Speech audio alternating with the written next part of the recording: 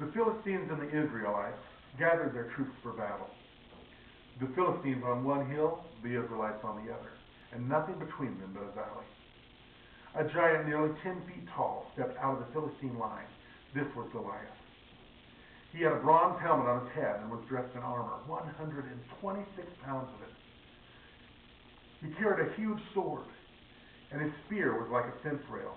The spear tip alone weighed over 15 pounds. Goliath stood there and called out to the Israelites, "Why bother using your whole army? Pick your best fighter and pit him against me. If he gets the upper hand and kills me, the Philistines will be your slaves. But if I get the upper hand and kill him, you'll all become our slaves and serve us. I challenge the troops of Israel this day. Give me a man. Let us fight it out together." When Saul and his troops heard the Philistines' challenge, they were terrified and lost all hope. Each morning and evening for 40 days, Goliath took his stand and made his speech. Now there was a man named Jesse from Bethlehem. He had 8 sons, and David was the youngest. While his 3 oldest brothers were off at war with Saul, he was stuck at home tending his father's sheep.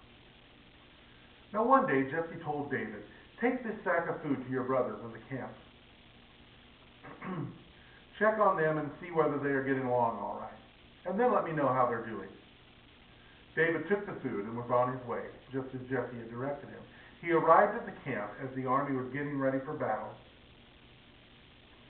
David left his bundles of food in the care of a guard and ran to the troops and greeted his brothers. Now while they were talking, the Philistine giant Goliath stepped out of the front line of the Philistines and gave his usual challenge. This time David heard him. The Israelites, every man, fell back, totally frightened the moment they saw the giant. The talk among the troops was, "Have you ever seen anything like this? This man openly and boldly challenging Israel. The man who kills the giant will have it made. The king will give him a huge reward, offer his daughter as a bride, and then take care of his entire family." David, who was talking to the men standing around him, asked, "What is in it for the man who kills the Philistine and gets rid of this ugly blot on Israel's honor? Who does he think he is anyway, this evil giant, making fun of the armies of the living God?" They told him what everyone was saying about what the king would do for the man who killed the giant. Eliab, his older brother, heard David talking with the men and lost his temper. "What are you doing here? Why aren't you minding your own business, tending those scrawny sheep? I know what you're up to. You've come down here to see the sights, hoping for a ringside seat at a bloody battle." "What is it with you?" replied David. "All I did was ask a question." Ignoring his brother, he turned to someone else and asked the same question, and he got the same answer.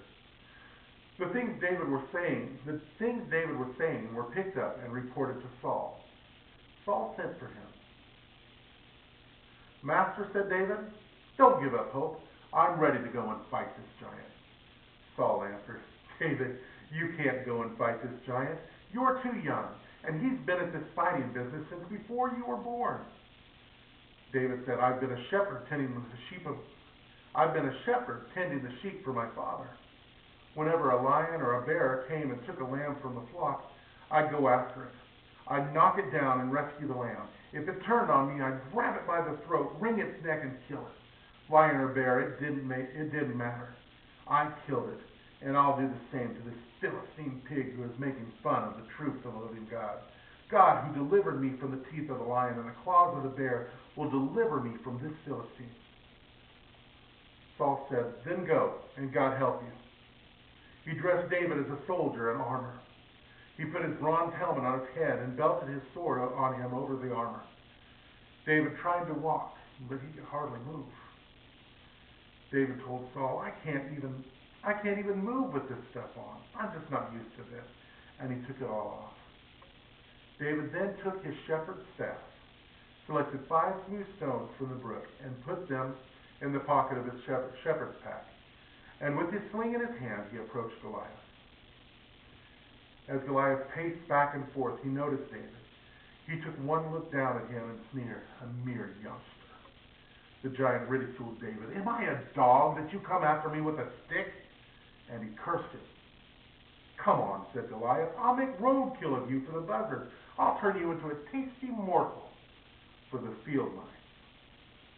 David answered, "You come at me with sword and spear and battle axe. I come at you in the name of the living God. This very day God is handing you over to me.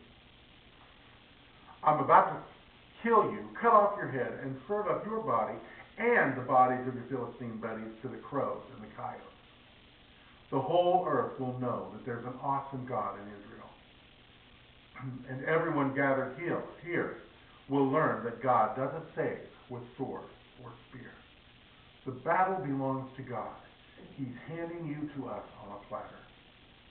That made the giant very angry, and he started toward David. David took off from the front line, running toward the Philistine. David reached into his pocket for a stone. He put it in his sling, and he whirled the sling around his head. And as he released it, the stone found its way to the Philistine's forehead. Thud, planting the stone deeply. The Philistine crashed face down in the dirt. Then David ran up to the Philistine and stood over him. He picked up the giant's sword and finished the job by cutting off his head.